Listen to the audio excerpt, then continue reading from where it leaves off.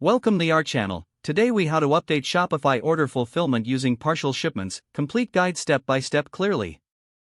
To update Shopify order fulfillment using partial shipments, start by logging into your Shopify admin panel. Navigate to the Orders section from the left sidebar. Find and select the order you wish to update. Review the order details to confirm its contents. Click on the Fulfill Items button. On the fulfillment screen, you will see the items in the order listed. Select the items you want to fulfill in this shipment. Enter the quantity for each item you are fulfilling. If you have carrier tracking information, you can enter it here. Once you have entered all relevant details, click on the Fulfill Items button again. Your order will now show a partial fulfillment status.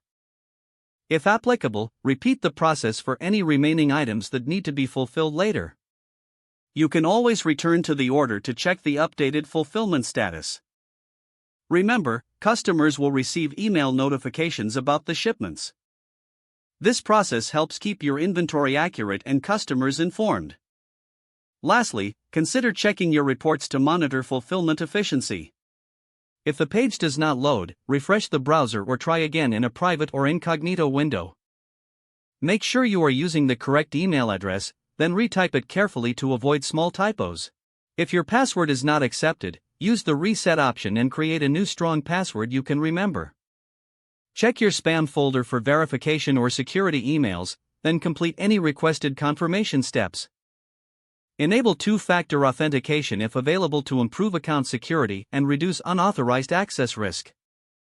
After signing in, review your profile details so your contact information and settings are accurate and current. If you see an error message, note it down and try again after restarting your device and internet connection. Log out when you finish, especially on shared devices, to keep your account and payment information secure. If the page does not load, refresh the browser or try again in a private or incognito window. Make sure you are using the correct email address, then retype it carefully to avoid small typos.